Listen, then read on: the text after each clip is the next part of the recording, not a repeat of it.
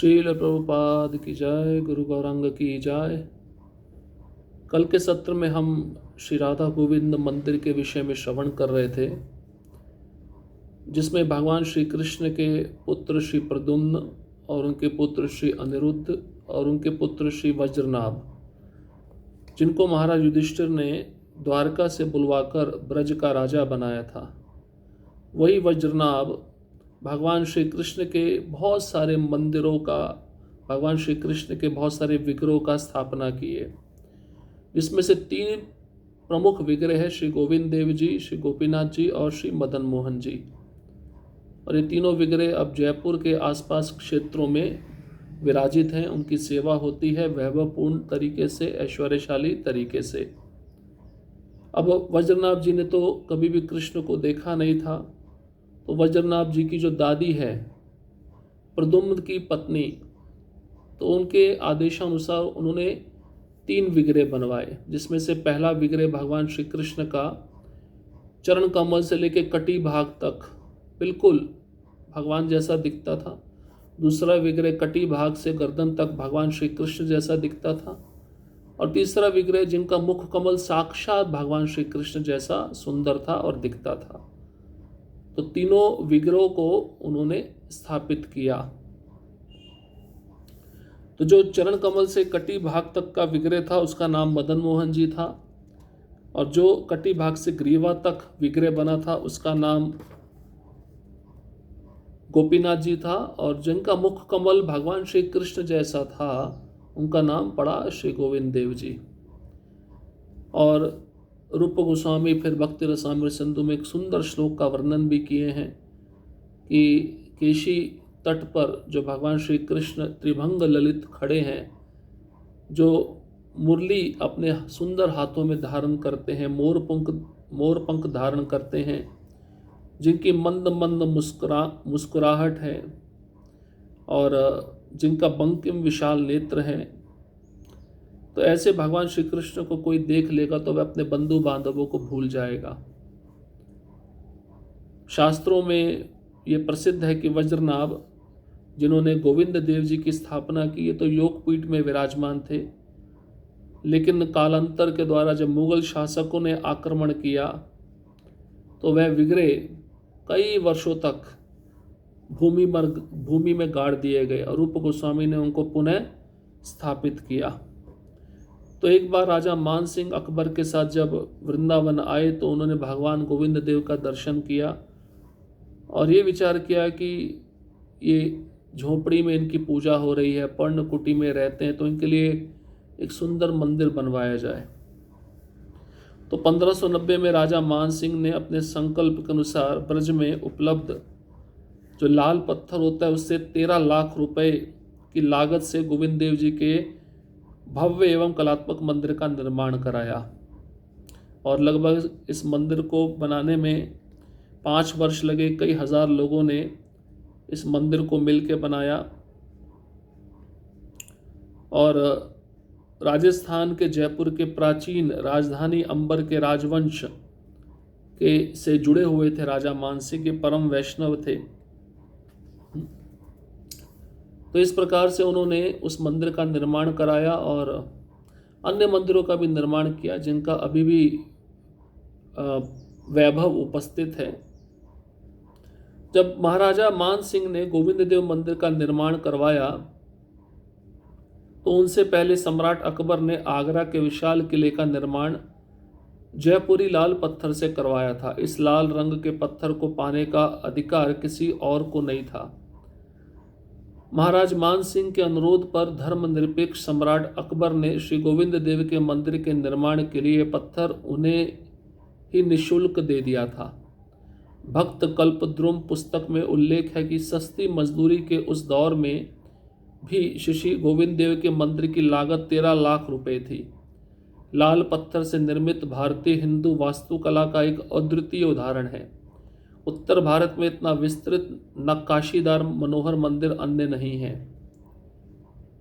तो अकबर के साथ जब राजा मान सिंह आए थे, मंदिर उन्होंने बनवाया था। यहाँ पे बताया गया है कि उस समय लाल पत्थर हर एक को नहीं दिया जाता था। तो इस लाल रंग का जो पत्थर था, इसको पाने का अधिकार किसी का नहीं था। तो राजा मान सिंह के अनुरोध पर अकबर ने गोविंद देव के मंदिर का निर्माण करने के लिए इन्होंने पत्थर निशुल्क दे दिया। निशुल्क मतलब कोई पैसा नहीं लिया अकबर ने। तो सस्ती मजदूरी के उस दौर में भी गोविंद देव का जब ये मंदिर निर्माण कराया गया तो उसमें 13 लाख रुपए खर्च हुए थे। और ये हिंदू वास्तुकला का अद्वितीय उदाहरण है, क्योंकि मंदिर लाल पत्थर से बना है और इस लाल पत्थर में भी बहुत सुंदर नक्काशी की गई है। ऐसा मनोहर मंदिर अन्य कोई नहीं है उत्तर भारत में। जो भी वृंदावन जाता है इस मंदिर का दर्शन अवश्य करना चाहिए।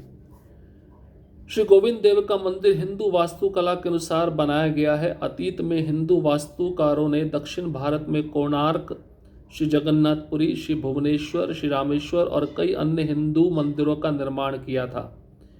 उन्होंने दुनिया के कई देशों की वास्तुकला का अध्ययन किया और अपने देश की कला के पूरे चिन्हों को संरक्षित किया। वास्तुकारों ने कई पहलुओं पर विचार करने के बाद पारंपरिक ढंग से श्री गोविंद देव के मंदिर का निर्माण किया। तो ये मंदिर ऐसे नहीं बनाया गया था, इसको बनाने से पहले विचार किया गया था कैसे बनाना है, इस पर कौन कौन सी नक्काशी करनी है। तो गोविंद देव जी का मंदिर ये हिंदू वास्तुकला के अनुसार बनाया गया था। जैसे शास्त्रों में वास्तु का महत्व होता है, वास्तु का दिशा देखकर हमें मंदिर बनाना चाहिए। तो दक्षिण भारत में जितने मंदिर है, जैसे कोणार्क है, जगन्नाथपुरी का मंदिर है, भुवनेश्वर है, रामेश्वर है, अन्य हिंदू मंदिरों का निर्माण वास्तुकला के अनुसार ही किया गया था।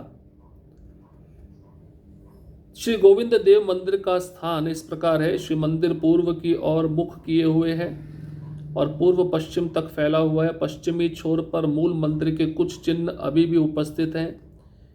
इसके पूर्व में उत्तर की ओर वृंदा देवी का मंदिर तथा दक्षिण की ओर योग पीठ है। इन दोनों के सामने ये सतह पर जगमोहन की लंबाई चौड़ाई 100 मीटर है।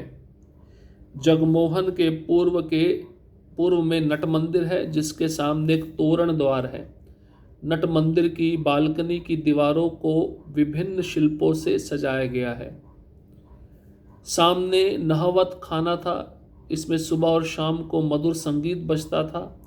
यह मंदिर ऊंची दीवारों से घिरा हुआ था। योगपीठ मंदिर में यदि आप सीढ़ियों के नीचे जमीन पर जाते हैं तो आप चट्टान में खुदी हुई 8 भुजाओं वाली देवी को देख सकते हैं, जो योग माया के नाम से प्रसिद्ध है। अब मंदिर पूर्व की ओर मुख किए हुए पूर्व पश्चिम तक फैला हुआ है। पश्चिम की छोर पर मूल मंदिर के कुछ चिन्ह अभी भी हैं और पूर्व में उत्तर की ओर वृंदा देवी का मंदिर है और दक्षिण की ओर योगपीठ है। और जगमोहन के पूर्व में नट मंदिर है, जिसके सामने तोरण द्वार है। और जो नट मंदिर की बालकनी है उसकी दीवारों को विभिन्न शिल्पों से सजाया गया है।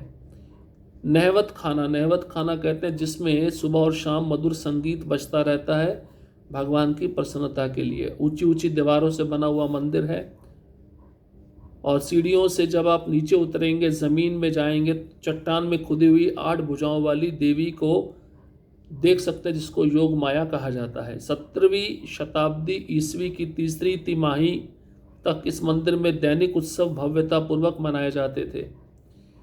श्री मंदिर का मुख्य शिखर इतना ऊंचा था कि इसे आगरा से भी देखा जा सकता था। शिखर पर रात्रि के समय घी का बड़ा सा दीपक जलता था। इस प्रकार श्री गोविंद मंदिर की महिमा उस समय व्याप्त थी। अब 7 मंजिला मंदिर है तो उसकी ऊंचाई कितनी होगी। और 17वीं शताब्दी तक इस मंदिर में जो उत्सव है बड़े भव्यता रूप से मनाए जाते थे। शिखर इतना ऊंचा था कि आगरा से भी देखा जा सकता था। तो उस समय तो इतनी ज़्यादा आबादी नहीं होती थी, इतने ज़्यादा घर नहीं बने थे, कोई वृंदावन शहर नहीं था, जंगल ही था। तो इतना सुंदर मंदिर, इतना बड़ा मंदिर आगरा से भी देखा जाता था। और शिखर पर रात्रि के समय एक बड़ा सा घी का दीपक जलता था और उसकी रोशनी चारों तरफ फैलती थी। मथुरा के अंग्रेज कलेक्टर ग्राउज ने अपनी पुस्तक मथुरा में इस मंदिर को उत्तर भारत का सर्वश्रेष्ठ मंदिर बताया है। मंदिर की वर्तमान लंबाई 200 फुट और चौड़ाई 120 फुट है। इसका प्रवेश द्वार पूर्व दिशा की ओर है। पीछे गर्भगृह में श्री राधा गोविंद देव के शिव विग्रह स्थापित किए गए हैं। चूंकि अब श्री राधा गोविंद देव जयपुर में विराजित हैं, अतः वृंदावन के इस मंदिर में अब उनके उत्सव विग्रह है। मुगल राजा अकबर ने भी श्री रूप गोस्वामी के शिष्य श्री हरदास गोस्वामी को उस समय श्री राधा गोविंद देव मंदिर में सेवा करते थे को पत्र भेजकर 135 बीघा भूमि खंड श्री राधा गोविंद देव की सेवा के लिए उपहार स्वरूप प्रदान की थी।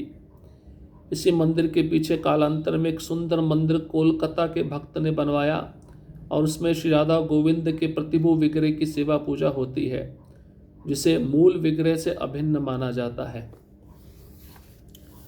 अब मथुरा का अंग्रेज कलेक्टर था, उस समय ब्रिटिश राज था, तो उन्होंने अपनी पुस्तक मथुरा में इस मंदिर का वर्णन किया कि उत्तर भारत का ये सर्वश्रेष्ठ मंदिर है और इसकी लंबाई 200 फुट, चौड़ाई 120 फुट थी।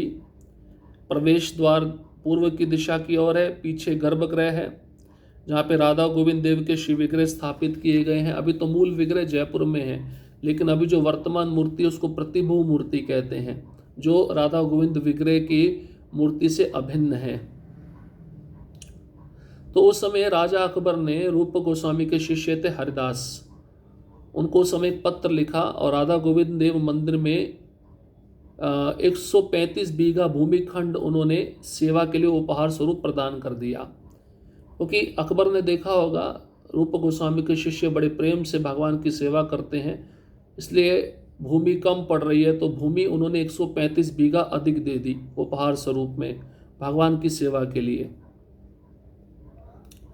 श्री गोविंद देव के श्री मंदिर का ढहता हुआ शिखर हर किसी का ध्यान आकर्षित करता है। श्री मंदिर के निर्माण को लेकर तरह तरह की कहानियां भी सुनने को मिलती है। श्री मथुरा से श्री वृंदावन की ओर जाने वाली चौड़ी सड़क के पश्चिमी किनारे पर श्री गोविंद देव का मंदिर 10 बाय 12 हाथ ऊंचे गोमा टीला नामक टीले पर स्थापित है। इस मंदिर के चारों ओर के दीवार वाले क्षेत्र को गोविंद घेरा कहा जाता है। जगमोहन के दोनों ओर 2 छोटे मंदिर हैं। मंदिर के दक्षिण भाग का आंतरिक भाग श्री योग पीठ के नाम से जाना जाता है। कहा जाता है कि यहीं पर श्री गोविंद देव प्रकट हुए थे। यहाँ भगवान कृष्ण के पद चिन्ह हैं। इस छोटे से मंदिर की उत्तर दिशा की नींव पर देवनागरी लिपि में लिखा है, क्या लिखा है? संवत 34 श्री शकबंद अकबर शाह राजश्री श्री भगवंत दास सुत श्री महाराजाधिराज श्री मान सिंह देव श्री वृंदावन योगपीठ स्थान मंदिर बनाओ। श्री गोविंद देव को काम ऊपरी श्री कल्याण दास आज्ञाकारी माणिक चंद चोमपांग शिल्पकारी गोविंद दास दिलवली कारीगर। तो जिसने भी बनाया था मंदिर तो उसके हस्ताक्षर है गणेश दास विमवल। अर्थात राजा अकबर के 34वें शासनकाल में महाराज पृथ्वीराज के वंशज महाराज भगवंत दास के पुत्र महाराज श्री मान सिंह देव ने श्री वृंदावन के योग पीठ स्थान पर इस मंदिर का निर्माण कराया था। कल्याण दास कलाकार या मूर्तिकार माणिक चंद चौपांग और दिल्ली वासी गोविंद दास कारीगर या राजमिस्त्री इस मंदिर के निर्माण में मुख्य व्यक्ति थे। ऐसा प्रतीत होता है कि गणेश दास बिम्बल ने हस्ताक्षर को दाह चिन्ह से दर्शाया है। तो मंदिर बनाते समय ये सब लिखा गया है, वहाँ पे हिंदू मंदिर है, किन किन ने बनाया है, कौन से राजा के द्वारा बनाया गया है, इसका प्रमाण है।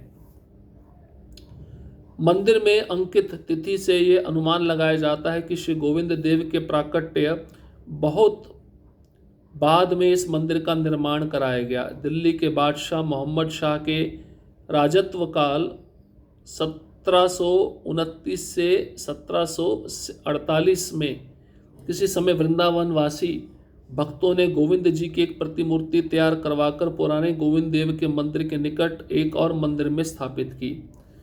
सन 1819 में नंद कुमार बसु नामक एक भक्त ने मान सिंह के मंदिर के उत्तर पश्चिम में एक नया मंदिर बनवाकर उस मूर्ति को वहां स्थापित किया। आज भी गोविंद देव वहीं विराजमान हैं। तो औरंगजेब के आक्रमण के कारण वह मूर्ति तो जयपुर में चली गई, लेकिन अभी जो मूर्ति वहाँ पे है तो उन्होंने उस मूर्ति को किसने स्थापित किया, इसके विषय में नंद कुमार बसु नामक भक्त ने पश्चिम उत्तर पश्चिम में एक नया मंदिर बनवाकर उस मूर्ति को वहाँ स्थापित किया है। मतलब उसकी प्रतिभू मूर्ति को स्थापित किया जो गोविंद देव जी से अभिन्न मानी जाती है, उसकी सेवा आज भी चल रही है। तो गोविंद देव जी के सेवक गण कौन कौन थे? श्री गोविंद देव के सेवकों का वर्णन श्री कृष्णदास कविराज श्री चैतन्य चरितामृत में करते हैं। वृंदावने कल्पद्रुमे सुवर्ण सदन महायोग पीठतः रत्न सिंहासन। चैतन्य चरितामृत आदि लीला 8वां अध्याय 50वां श्लोक। वृंदावन नामक महान तीर्थ स्थल में कल्प वृक्ष के नीचे रत्नों से जड़ित एक सुनहरा सिंहासन है। ताते वसीय अच्छे सदा व्रजेंद्र नंदन श्री गोविंद देव नाम साक्षात मदम। चैतन्य चरितामृत आदि लीला 8वां अध्याय 51वां श्लोक। उस सिंहासन पर नंद महाराज के पुत्र श्री गोविंद देव विराजमान है जो दिव्य कामदेव है। वहां पर गोविंद देव की नाना प्रकार से राजसी सेवा की जाती है। उनके वस्त्र आभूषण तथा साज सामग्री सभी दिव्य है। गोविंद जी के उस मंदिर में हजारों सेवक भक्ति भाव पूर्वक सदैव भगवान की सेवा में लगे रहते हैं। हजारों मुखों से भी इस सेवा का वर्णन कर पाना संभव नहीं है। उस मंदिर के मुख्य सेवक श्री हरिदास पंडित हैं। उनके गुण तथा उनका यश सारे जगत में प्रसिद्ध है। सुशील, सहनशील, शांत, वदान्य, गंभीर, मृदुभाषी तथा अत्यंत धीर थे।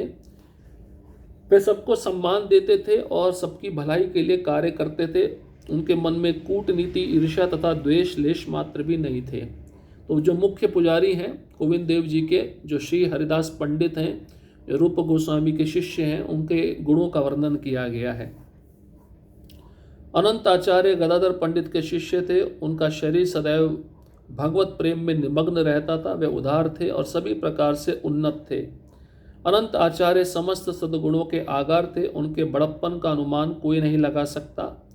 पंडित हरदास उन्हीं के प्रिय शिष्य थे। पंडित हरदास को चैतन्य महाप्रभु तथा नित्यानंद प्रभु में प्रगाढ़ श्रद्धा थी। अतएव उनकी लीलाओं तथा गुणों को जानने से उन्हें परम तुष्टि होती थी। वैष्णवेर गुणग्राही न देखे दोष, काय मनो वाक्य करे वैष्णव संतोष। चैतन्य चरितामृत आदि लीला 8वां अध्याय 62वां श्लोक। ये वैष्णवों के सद्गुणों को सदैव स्वीकार करते थे और उनमें से कोई दोष नहीं पाते थे। वे वैष्णवी को तुष्ट करने में ही अपना तन मन लगाते थे। वृंदावन में भगवान गोविंद की सेवा में लगे पुरोहित गोविंद गोसाई काशीश्वर गोसाई के शिष्य थे। गोविंद अर्चा वगैरह को उनसे बढ़कर कोई अन्य सेवक प्रिय न था। पंडित गोसाई के शिष्य भूगर्भ गोसाई चैतन्य महाप्रभु संबंधी कथाओं में सदैव लगे रहते थे। उसके अतिरिक्त वे और कुछ भी नहीं जानते थे। इनके शिष्यों में से थे गोविंद अर्चा वगैरह के पुजारी चैतन्य दास, मुकुंदानंद चक्रवर्ती। अनंत आचार्य के शिष्यों में से शिवानंद चक्रवर्ती हुए, जिनके हृदय में चैतन्य महाप्रभु तथा नित्यानंद प्रभु निरंतर वास करते थे। इस प्रकार ये भक्तगण श्री राधा गोविंद की सेवा में निमग्न रहते थे। कोई एक सेवक नहीं था, बहुत सारे सेवक थे। और वह सेवक के गुरु कौन कौन थे, बाद में उनके जाने के बाद वो सेवा किसने संभाली, लेकिन जितने भी सेवक थे गोविंद देव जी के, वो भगवान की सेवा में इतने निमग्न रहते थे कि उनको सेवा करते हुए बहुत आनंद प्राप्त होता था।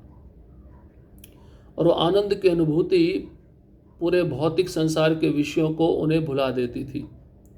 तो इस प्रकार से हम देख सकते हैं कि वह सब गुण होने ज़रूरी हैं विग्रह की सेवा करने के लिए।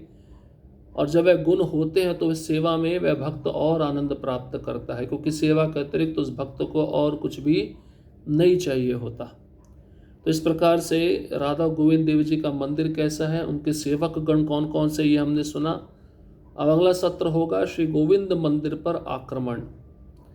अब इतना सुंदर मंदिर है, 7 मंजिला, 3 मंजिल किसी ने गिरा दिए, अभी भी 4 मंजिल बचे हुए हैं। और 3 मंजिल किसने तोड़े, किसने गिराए, किसने आक्रमण किया, और वह गोविंद देव जी के मंदिर के वैभव को देखकर इतना जलता क्यों था, इतना ईर्ष्या को क्यों करता था, ये हम अगले सत्र में सुनेंगे। हरे कृष्णा कृष्ण कृष्ण हरे हरे, हरे राम राम राम हरे हरे।